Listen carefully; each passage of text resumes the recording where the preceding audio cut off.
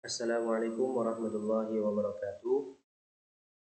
Alhamdulillahirabbil alamin wa bihi nasta'in wa ala umuri dunya waddin. Wassalatu wassalamu ala asyrofil anbiya'i wal mursalin. Amma ba'du. Bagaimana kabarnya teman-teman kelas 8G Simpetrus Darussolah? Kembali lagi ya bersama Kak Muswi di sini untuk sama-sama belajar bersama mata pelajaran hadis. Untuk pembahasan pada hari ini ialah bab 11 tentang keutamaan masjid. Ya, sebelum kita memulai pembelajaran, marilah kita membaca basmalah terlebih dahulu. Bismillahirrahmanirrahim. Ya, sebelum menginjak ke hadis-hadis yang membahas tentang keutamaan masjid, terlebih dahulu di sini Kak Musfi sampaikan pengertian masjid.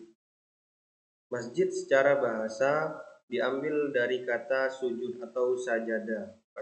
Pasti santri di sini sudah tahu ya, di pondok pasti sudah dibahas kalau masalah awal kata dari masjid, yaitu sajadah, yang berarti itu taat, patuh, tunduk. Tuh. Untuk pengertian secara bahasa yang nomor 2 ialah meletakkan dahi kedua tangan, lutut, dan kaki ke bumi, yang disebut dengan sujud. Itu pengertian secara bahasa. Secara umum atau secara istilah, masjid ialah bangunan atau tempat sembahyang orang Islam. Tempat sholat, ya tempat beribadah orang Islam itu disebut masjid secara umum. Itu pengertian secara umum. Selanjutnya hadis-hadis yang membahas tentang keutamaan masjid. Yang pertama di sini hadis nomor 1 halaman 64. Kembali Kak Musfi tegaskan bahwa hadis nomor 1 itu nomor 1 pada bab ini, bukan pada dari awal kitab ataupun buku, bukan. Ini bab hadis nomor 1 pada bab ini, halaman 64. Ini yang Kak Musfi pakai terjemahan dari Lughabul Hadis. Mungkin pada kitab asli Lughabul Hadisnya bukan halaman 64. Di sini terjemahannya halaman 64. Hadisnya qala Nabi Shallallahu alaihi wasallam, al-masjidu baitu kulli mu'minin. Nabi Shallallahu alaihi wasallam bersabda, masjid adalah rumah bagi semua orang yang beriman. Yang dimaksud Nabi masjid adalah rumah bagi semua orang yang beriman, masjid itu merupakan tempat yang suci, tempat yang sakral ya. Hanya untuk digunakan orang-orang yang untuk hal kebaikan, ya seperti ibadah atau kegiatan-kegiatan yang lain yang mengandung itu kebaikan, seperti sholawat bersama mungkin atau mengaji kitab, itu tidak masalah. Yang penting di sana yang menempati orang-orang yang beriman. Untuk hadis yang kedua, hadis nomor 5. Hadis nomor 5 pada bab ini, halaman 66, yang berbunyi waqala Nabi Shallallahu alaihi wasallam, syarrul biqa'i aswaquha wa khairul biqa'i masajiduha. Nabi Shallallahu alaihi wasallam bersabda, sejelek-jeleknya tempat adalah pasar dan sebagus-bagusnya tempat adalah masjid. Jadi di sini Nabi menegaskan bahwa tempat yang paling jelek menurut Nabi, menurut hadis Nabi di sini, yang paling jelek adalah pasar, dan tempat yang paling bagus, ya tempat yang paling baiklah dari semua tempat adalah masjid.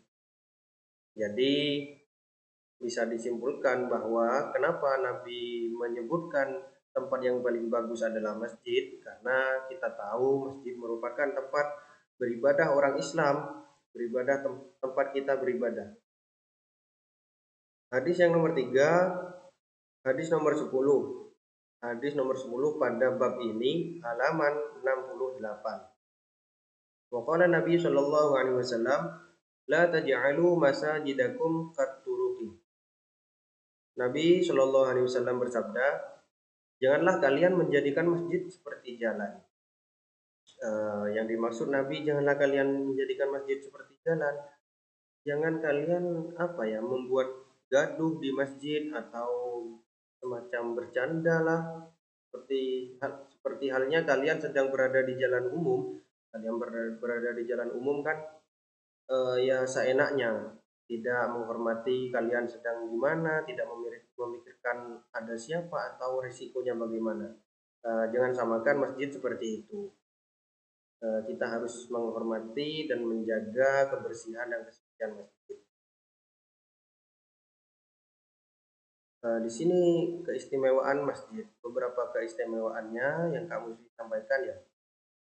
Barang siapa membahas hal duniawi di masjid, Allah menghapus amal baiknya selama 40 tahun. Jadi kalau kalian teman-teman lagi lagi membahas kejelekan atau lagi ghibah di masjid, itu sebenarnya tidak boleh. Maka Allah itu menghapus amal baiknya kalian selama 40 tahun yang telah lampau. Itu saking mulianya masjid. Untuk yang kedua, malaikat memohonkan ampun bagi orang yang membentangkan sejadahnya di dalam masjid selama sejadah itu ada di dalam. Jadi kalian kalau ke masjid membawa sejadah, selama sejadah itu membentang di sana, malaikat itu memohonkan ampun dosa-dosa kalian agar dihapus oleh Allah. Yang ketiga, barang siapa mengeluarkan kotoran dari masjid, Allah mengeluarkan dosa terbesar dari orang itu. Kita tahu bersama pasti masjid itu kan bersih. Jika kita melihat kotoran atau menemukan kotoran di dalam masjid, alangkah baiknya kita mengambilnya lalu membuangnya di tempat sampah di luar. Mungkin mungkin itu saja penjelasan Kak Musfi hari ini. Semoga bermanfaat dan kita bisa mengambil hikmah dari hadis-hadis tadi untuk memuliakan masjid, menjaga kebersihannya dan menjaga kesuciannya. Untuk tugasnya, hadis yang tadi Kak Musfi sebutkan bisa ditulis ulang sekaligus artinya nanti dikirim ke Google Classroom. Mari kita tutup pelajaran hari ini dengan bacaan alhamdulillah. Alhamdulillahirabbil alamin. Kak Musfi akhiri, kurang lebihnya mohon maaf. Assalamualaikum warahmatullahi wabarakatuh.